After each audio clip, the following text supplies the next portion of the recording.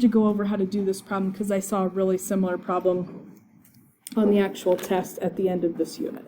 Okay, if you have your calculator, first thing I would do just really quickly, there's numbers on the outside, right? I've got a 48 and a 16. So I'm just going to reduce that, and it's actually just 3, so that's a nice number. So I'm just starting this out. I'm just going to put a 3 on the top of the fraction. 48 divided by 16 is 3. The bigger number's on the top, so you leave the bigger number. Okay, let me remind you, these guys are both under a cube root. So I know this looks like a really complicated fraction, but I can put this 12p to the 18th over 6p to the 3rd, and I can think of that as just the whole thing being under a cube root. And I would recommend that here because if you can simplify that first, just using division and exponent properties, that would be the smartest way to do this. Now, 6 divided by 12, right? That's just 2. And how many more p's do I have on the top? 15. Okay, so literally the whole bottom of that fraction ends up canceling out. But I do still have left up on this top part, when I did the 48 divided by 16, I have 3, and then I have cube root 2p to the 15th. So no more fraction, it all canceled out. So if you can simplify, you should always try to do that first because usually it makes the problem easier to deal with. Now, can I simplify what's under that cube root at all? What would you do? Divide 15 by 3, so 2 to the 5th. Perfect. Divide 15 by 3. So you got 3p to the 5th, and then left under that cube root is just a 2. And I know that looks really complicated, but that's all the farther that you can go. You could just simplify that p to the 15, sorry, I should have written that. Just take, it'd be 15 divided by 3. That's why you can pull that out as p to the 5th. Just come out in front with the 3, and then you're done. Is anybody having a question? Okay, now, today we are going to work on rationalizing denominators. I know you guys have done this with square roots. I highly doubt that you would have done this with like a 3rd root or a 4th root. So we're going to try and focus on that a little bit more today. Okay, so rationalizing a denominator. The reason we do this is you're not allowed to have like a square root, cube root, 4th root, whatever, in the denominator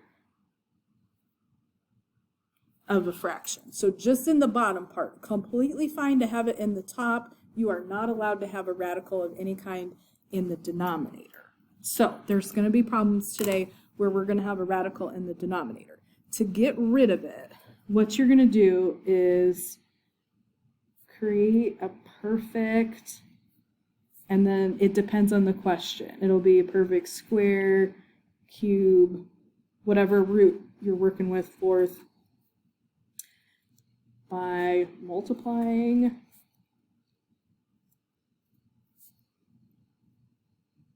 by 1. And I'm going to put 1 in quotation marks because it's never going to look like the number 1. It's going to be some complicated mess over some complicated mess. So we're going to create a perfect square, cube, 4th in the denominator specifically. I should probably write that. In the denominator. It doesn't matter about the numerator. And we're going to do that just multiplying by 1. It's just going to look like a very complicated version of the number 1. Okay. These are mixed together. I'm going to start out with square roots, and then we're going to try some cube roots. All right, so you guys might already know how to do these. Can anybody tell me, how can I've got 6 over the square root of 3. So square root of 3, that's bad in my denominator. So does anybody know what you would multiply square root of 3 by to cancel out the square root? Yeah. Itself, exactly. If you're trying to get rid of a square root, you just multiply it by itself. Okay, so square root of 3, whatever you do to the bottom, we have to do the same thing to the top. That's what creates the 1. So square root of 3 divided by square root of 3 is really equal to 1. Now, what we're doing on the bottom, and you can skip this step if this makes sense to you, the top of that would just be 6 roots of 3. Can't do anything there because I've got just 6 times the square root of 3, so we don't actually multiply them together. Now, the bottom, the whole purpose of this is to cancel out the radical. If you multiply a radical by itself, it becomes square root of 9, which is a perfect square. So this is really 6 roots of 3 over 3. Now, on this particular question, and not always does this happen, don't touch anything with that radical. Can you divide 6 by 3? Then you are allowed to reduce this. So 6 divided by 3 is 2. Don't touch that radical 3. That's got to exist there, but that's actually not even a fraction anymore when you rationalize that particular question. Okay, now the next two have variables in them. So remember, to get a perfect square for a variable, I just need my exponent to be divisible by my root. So what I have here is I have 2x in the bottom, but it'd be like 2x to the first. So to get a perfect square, I just need my exponent to be divisible by 2. Anybody know? Just raise your hand and tell me, like, what would you multiply top and bottom by there to get a perfect square in the denominator? What would you multiply 2 by? I can't tell if we're shy or we don't know. What do you guys think? Square root of 2, okay. What would you multiply x by to get that in to be a perfect square?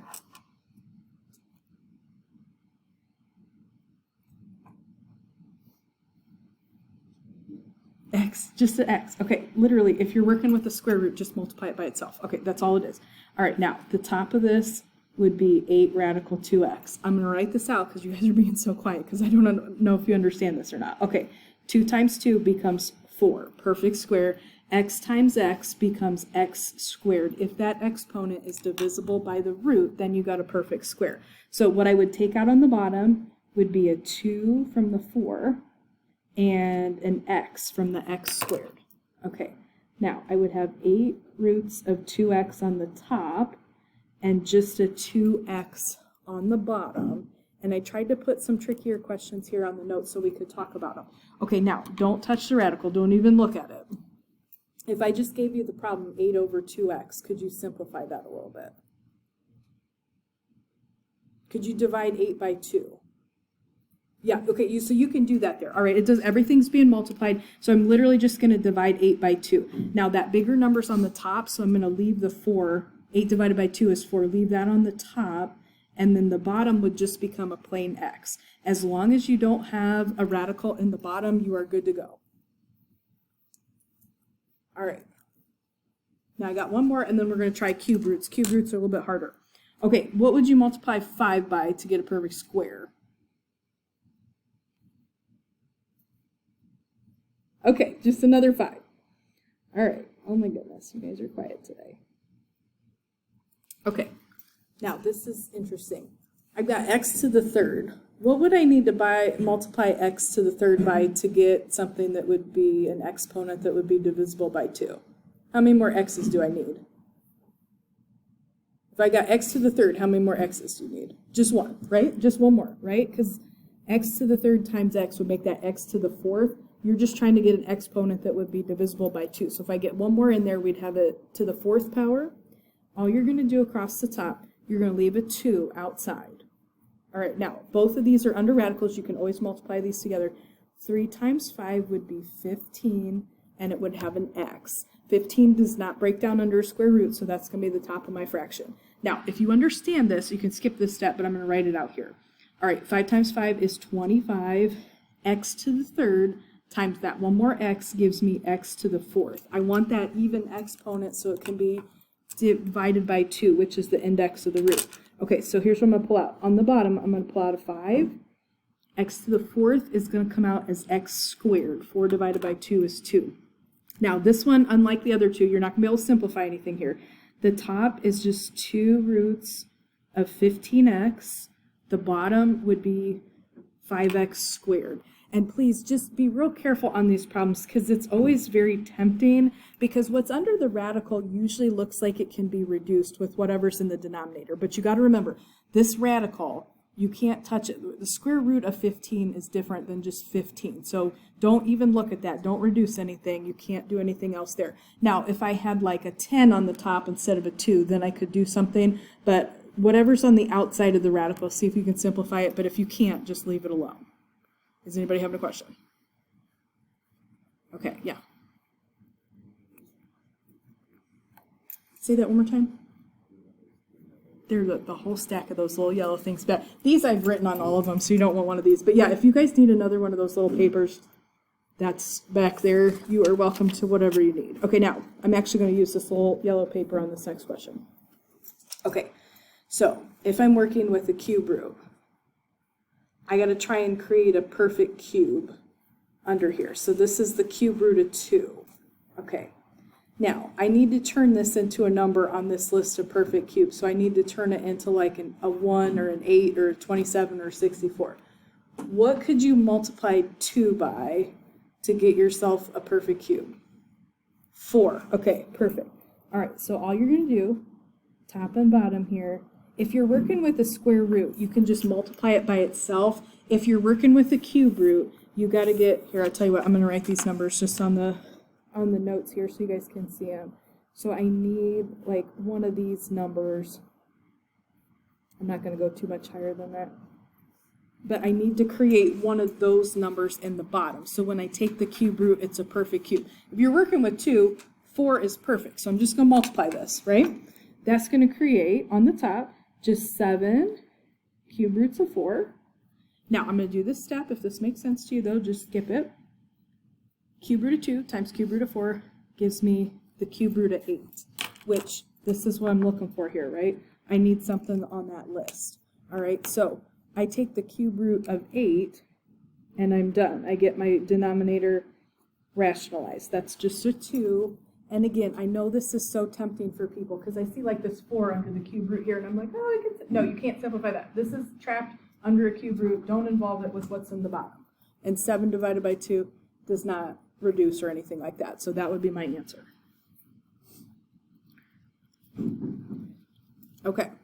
Now, if you're working with a variable, I got to get, if I'm working with a cube root, I got to get my exponent divisible by 3. All right. Now, on this list, tell me something I can multiply 3 by to get a number on this list. 9, right? Okay, so 3 is going to go into 27. So I'm going to multiply this by 9. I'm trying to make 27. Whatever you do to the bottom, you got to do the same thing to the top because it's going to be multiplying by 1. So that way we're just manipulating this for our purposes. Okay, if I have x to the first, how many more x's do I need to get an exponent that's divisible by 3? 2 more. Okay, so we're just going to multiply x squared. All right, that's all you got to do. Now, across the top, we're just going to have an 8 out in front, cube root 9x squared. Whatever I just used should not be something that I can break down, and it's not. So just leave it alone. Okay, now, the bottom of this, 3 times 9 makes 27, and that's on that list, and that's what I want because I want to get rid of this radical. Now, x times x squared becomes x to the third. Also super good for us because that's now also a perfect cube because that exponent's divisible by that root. This is going to come out as a 3. This is just going to come out as 1x. And that gets rid of the radical. That rationalizes your denominator. So this would be 8 cube root 9x squared, the whole thing over 3x, and there's nothing more that you can do there. Okay, let's try one more. Now, I need to turn 4 into something on this list. What would be like the smallest number I could multiply 4 by to get a number on that list? Maybe 4 would go into 8, right? What would you multiply 4 by to get 8? 2. Just 2. Okay, you guys are so quiet. All right, so let's go 2. Now I got y to the 4th. I need my exponent to be divisible by 3. How many more y's do I need? Also 2. All right, that'll get us up to y to the 6th. So I'm doing cube root 2y squared, top and bottom. Now, on the very top, you actually have your numerator is under a cube root. So you can multiply them together. 5 times 2 is 10. Y squared. That does not simplify at all, right? The 10 is not divisible by any perfect cube. If you did a factor tree on that, you're not going to get a group of 3. My exponent's smaller than my root, so leave it alone. The bottom, 4 times 2 is 8. y to the fourth times y squared, we'd add the exponents. The whole goal there, we're trying to get a perfect cube in the denominator, which we've got going on. We just got to take cube root. So cube root of 8 comes out as 2.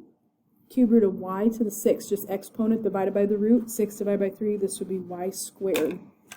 So my actual answer, we'd have this cube root 10y squared on the top, which does not simplify, and the bottom would be 2y squared. And again, I know it's super tempting. Do not try to simplify something under a radical and something that is not. Okay, nothing simplifies there. That's going to be the answer to the question. Is anybody having a question? Okay, I'm going to give you guys some harder ones here. Now, anytime you have both parts of the fraction under a radical, I can really look at this, like this could be square root of 2x cubed 10x y to the fourth. I could look at that all under a square root. So if you can simplify in any way before you start the problem, try to do that. We're going to still probably have to rationalize here, but if you simplify it first, it might make the numbers a lot easier to deal with. So in this case, 2 over 10, right, would be 1/5. I'm not going to put a 1 in the top, but I'm going to just put a 5 in the bottom. So 2/10 is, if you want to, 2/10 is the same thing as 1/5. I'm just reducing that fraction. I'm not taking a square root. Okay, where do I have more x's, the top or the bottom? Top, okay. How many more? 2, so just x squared. All right, now I only have y's in the bottom, so I got to leave that alone. Now, I have not taken the square root. I just simplified that fraction. So this is still under a square root. Now, if I'm there, I just need a perfect square in the bottom. So the y to the fourth, we're actually good on that. I don't need to do anything else there. I got to turn 5, though. This is a perfect square. What would you multiply 5 by to turn it into a perfect square? 5. Yep. If you're working with a square root, just multiply it by itself. So I really, to rationalize this, I just have to do square root of 5, top and bottom. Now, this top part would be, here, actually, let me just simplify this as I go. The square root of x squared on the top, you can actually, that's a perfect square, so I can just take an x. So this would really be x times the square root of 5 on the top. The bottom is going to be 5 times 5, which is 25. And y to the fourth, I didn't have to mess around with that because that's already a perfect square because that exponent's divisible by 2. So on the bottom, I'm going to pull out a 5, and index of a square root is 2. So 4 divided by 2, that would come out as y squared. All right, so on the top, I'd have x times the square root of 5, and then on the bottom, the radical cancels out, and we just get 5y squared. Nothing else cancels, nothing else simplifies. I know some of these are tricky. Is anybody having a question?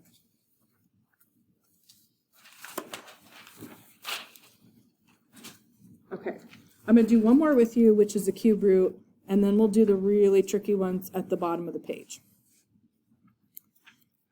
All right, so this one's a cube root.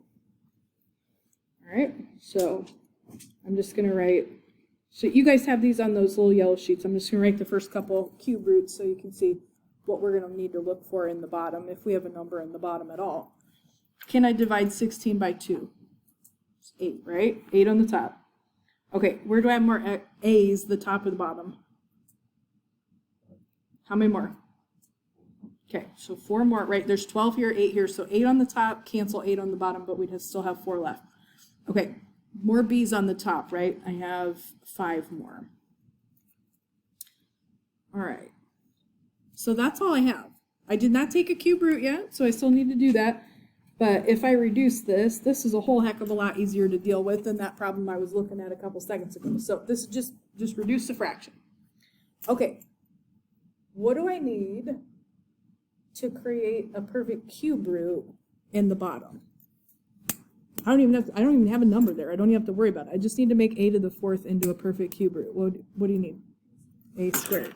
All right, now, whatever you do to the bottom, you got to do the same thing to the top. Now, the top of this, I'm going to write, it's just a little bit, I'm going to break that b apart, because you can actually, 5 is bigger than 3, so I can break down that b just a little bit. I'm going to write 8 a squared, because if I got two letters in the same term, I'm going to write them in alphabetical order. Now, it's b to the fifth. I'm going to write b3, b2. All right, out of 5, the biggest exponent I could remove there would be a 3 in terms of making my exponent divisible by 3. So I'm going to break that down a little bit. Now, the bottom is a perfect cube root now because we created it to be that way. That's trying to cancel out that radical. You can, in this question, simplify the top just a tiny bit, though. So 8 actually is a perfect cube root. That's going to come out as a 2.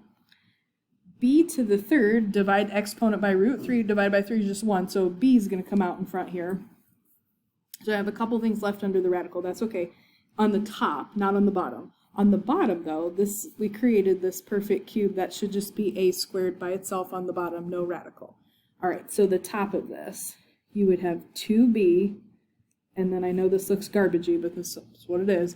Cube root, a squared, b squared, and then on the bottom, a squared. And that's it. You cannot simplify anything. Don't be like, oh, there's an a squared in the top. That's under a cube root. You can't mess with that. All right, can't cancel those a squareds out. One's under a cube root, one's not. Is anybody having a question? Okay, now, I'm actually going to use the result for this to help you guys do the first problem in example 2. But we multiplied similar things together in our last lesson. So just do like a little FOIL on this. These guys are called conjugates, which is what's in the definition that's right underneath here. They're identical except for, fired. Okay, Miss Grody did not put a radical over this. Sorry, put a radical over the 3. That's my fault. That should be 8 minus the square root of 3 times 8 plus the square root of 3. Fired. Sorry, guys. They're supposed to be identical. One's a plus, one's a minus. When this happens, what goes on when you multiply conjugates together? All the radical parts will cancel out. I'm just going to show it to you in this question. So like 8 times 8, 64. 8 times the square root of 3 would be plus 8 roots of 3. Now, remember your idiot math teacher did not put a radical over that, so you did. So this should be negative square root of 3 times 8, which would be negative 8 roots of 3. And then, remember, we put a radical over this. This is always a negative times a positive. When you have conjugates, one's a plus, one's a minus. So that term on the end should always be subtraction. Root 3 times root 3 is the square root of 9. Now, the reason this is important for our rationalizing denominators, these cancel. This is 64 here, and then minus the square root of 9. So the square root of 9 should be, whatever that is, should be a perfect square, minus 3. So this would actually just be 61. When you multiply conjugates together, that cancels all the radicals out. The reason I'm showing this to you is because we're going to have 2 questions in the bottom down here where we're going to have to multiply by the conjugate to get rid of the radical. All right, so let me scooch this up. This just explains to you when you multiply it out what you end up with the conjugates. And we actually just did this. But you're not allowed to have a radical in the bottom, right? Okay, so I need to get rid of the radical in the bottom of this. So all you're going to do, multiply top and bottom by the conjugate. We've already kind of done this in that problem above here. But I have to multiply top and bottom by the same thing, which I need to be the conjugate of the denominator. So if the denominator has a minus, then the conjugate has a plus. And the bottom of this fraction is going to be 61. Just look at that example up above. We did that work right in that previous question up there. Now, the annoying part is you have to do like a little FOIL on the top. So I'd have 8 plus root 3 times 8 plus root 3. I don't want to say always, but majority of the time when you're rationalizing a question like this, I only need the denominator to be a number, which is what I have. I don't have any radicals. The top usually has some radicals in it. So this is similar to our last, we did a couple practice questions like this in our last lesson, but like 8 times 8, 64. Now the radicals are not going to cancel out here. So 8 times root 3 plus 8 roots of 3. Then you turn around and you get the same thing again. Square root of 3 times 8 is another 8 roots of 3. Root 3 times root 3, this is plus square root of 9. So 64 8 and 8, you got like radicals there, 16 roots of 3, square root of 9 is 3. The only other thing I can really do there is actually take and add together the 64 and the 3. So on the top of this fraction for my answer, 64 and 3, you'd have 67 plus 16 roots of 3. And I know that looks really garbagey, but that's the answer. That's rationalizing the denominator. As long as you don't have a radical in the bottom, you're good. And I'm just going to have us do one more of these. Okay, all you got to do, we got to multiply top and bottom by the conjugate of the bottom. That'll get rid of all the radicals. So this is 7 plus root 2. Then we're going to multiply top and bottom by the conjugate, which is just 7 minus root 2. Whatever you do the top, identical thing to the bottom, because we're multiplying by 1. That way we don't change the value of the expression. Alrighty, so let's see here. The top, I'm just going to do the top and bottom separate. Alright, so you'd have 6 minus root 2 times 7 minus root 2. And it's just like a little, I'm sorry, I don't have this scooched up enough. It's just a FOIL, right? So 6 times 7, 42. 6 times negative root 2 would be negative 6 roots of 2. In the middle here, you'd have negative root 2 times 7. So it'd be negative 7 roots of 2. And then negative times the negative, you have a plus square root of 4. All right, so I got 42.